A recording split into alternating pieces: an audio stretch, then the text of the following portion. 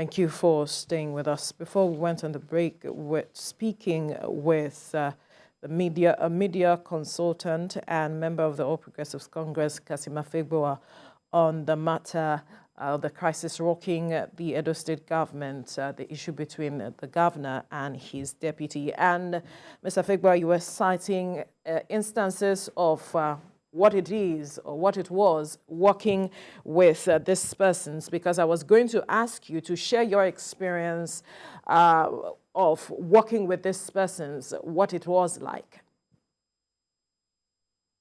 Well, you see, just the point I was trying to make, that yes, when you are bad, you are bad. It's an addiction. Bad character is an addiction. People who are good, you see them, that you will know that they are good. When Governor Obaseki was coming into the PDP, I was one of those who came out openly to resist his enlistment into the PDP fold. And I cited examples of his bad behavior in APC. You see, let me tell you, we must show good character to persons, and as public servants or elected persons, we must continue to show gratitude to those who are grateful to us. Even in the Bible, it is written there. You can't run away from being grateful to somebody who has done good to you. Comrade Adams Oshomole, now a senator, went out of his way to ensure that Governor Obaseki won the 2016 election. I guess, some of us who resisted that, because we saw through the line that this person will not behave well, even in terms of performance. You can see Edo State. If it rains now, the whole place is flooded. Even the governor was trapped in his own, along Sapele Road with his vehicles on his convoy, So the point is, the two of them, both Philip, both Governor Obaseki, they are birds of the same feather. That's just the truth. You can't run away from it. So when you are not showing good optics, as a governor or as a deputy governor, then you'll be treated, it will not be a theory of contradiction.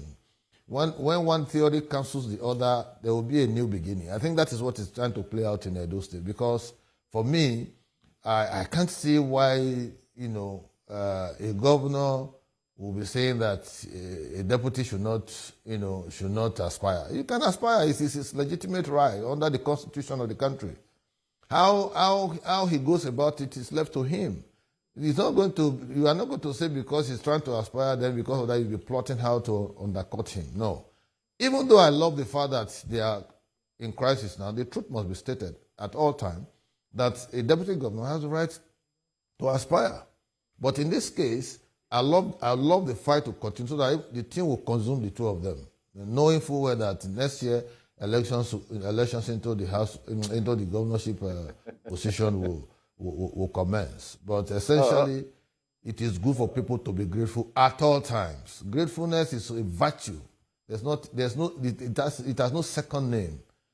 People should be grateful to their benefactors. Anybody who has done good to you yesterday, thank him today. Say, thank you for doing this good. But when you start fighting, the thing will turn around, to consume you. It's a circus show now, and I'm enjoying it. I'm really enjoying it. All right, but I wonder what chances Philip Shaibu has when it comes to, we understand the makeup, the political makeup of Edo State, and as it is, the immediate past governor, Adams Oshomole, is from Edo North, and if he has gone to Edo South, in Obaseki, Philip Shaibu and Adams Oshomole seem to come from exactly the same place. So, of course, in the eyes of the Constitution, he has the right to contest, but even if he goes ahead, what chances do you think that he has to emerge, considering, all of the political makeup of Edo State?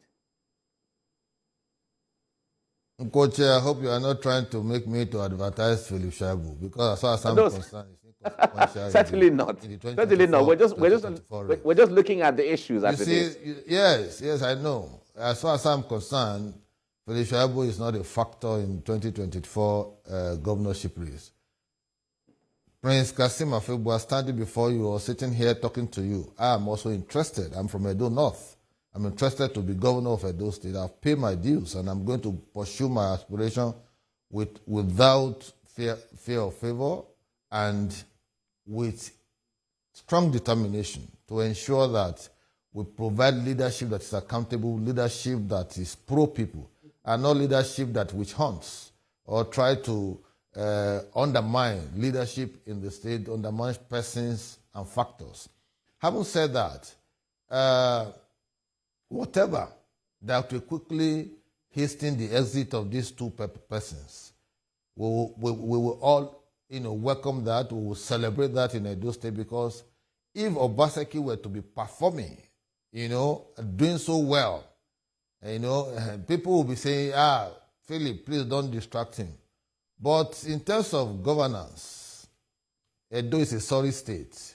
Flooding is a serious issue in the state now because Obaseki abandoned the Benin City stormwater project that was commenced under Adams-Oshomole administration, for which money was taken, and the project needed continuation, in the spirit of continuity, which was one of the reasons Adams-Oshomole endorsed him ab initio to succeed him.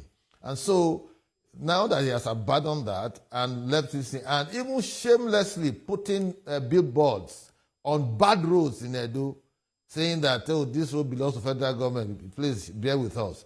It shows failure of leadership, because during Oshomole, he embarked on so many roads that are under the purview of the federal government. And in 2017, 2018, the federal government refunded 18 billion to Edo State as a consequence of that. What has gone wrong with that money? What is wrong in helping to fix Ekpoma? Bad spot, just bad spot. Sapele Road, bad spot. What is wrong in that? And you are going around to put a signboard and showing that, is that ingenuity or is that foolishness? Who are the people using the roads? Are they not Edo people? Those who are applying the roads? You spend 4 hours from Benin to Auchi and to Okpola, where I come from, and you tell me that, you are putting signboard on the road because it belongs to the federal government. But when they were refunding the 18 billion, you collected it with smile.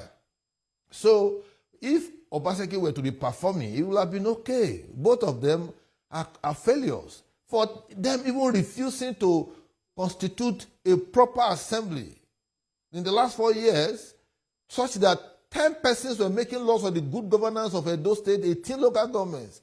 You can imagine 14 local governments were not represented, and you want me to clap for them? No. The 2 of them deserve impeachment.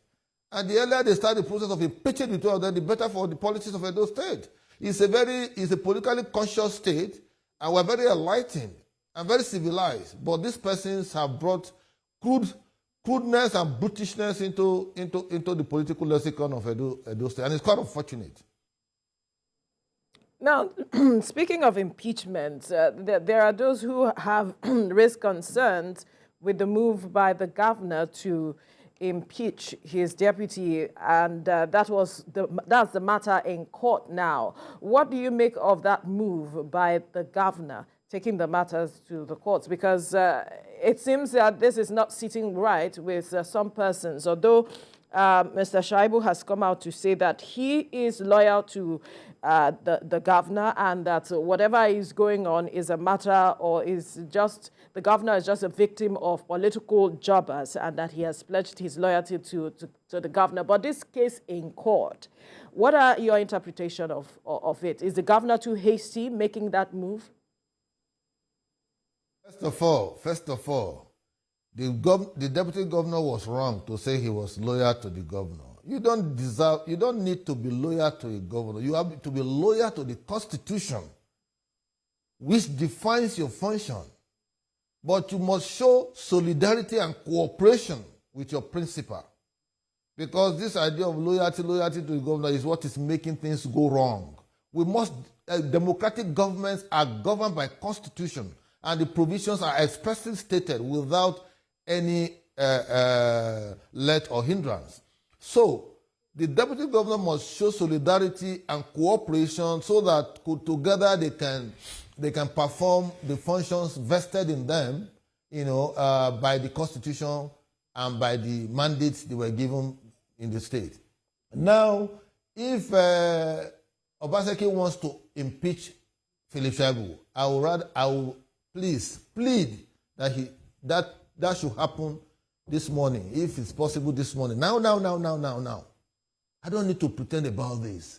Philip Shaibu misfired completely because his relationship with Adams Oshomole was so fundamental, such that it should have been, a springboard for people to emulate how to be loyal or how to show cooperation, how to show solidarity and support for a man who has been your benefactor even before you became a political figure.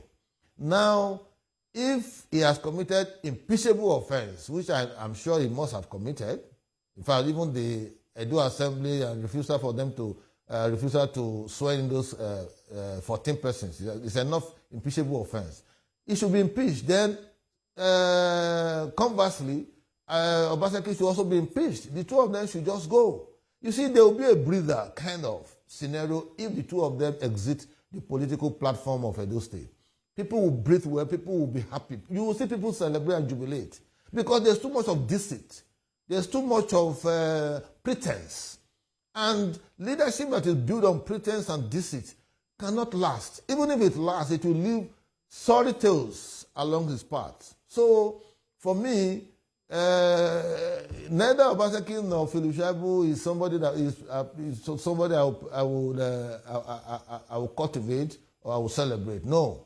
Because in my holy books, I'm a Muslim, in Quran, you have to be grateful to those who were grateful to you. You have to show gratitude. And that word gratitude has no adjunct, it has no preface, it has no suffix. Gratitude is gratitude. It's as constant as a northern star. And so for them to have shown the kind of behavior they showed, leaving bad indices, character indices for those who are supposed to be emulating them, is for me impeachable offense. So, okay. Let's quickly take a breather now. When we return, we'll continue this conversation with you. To stay with us.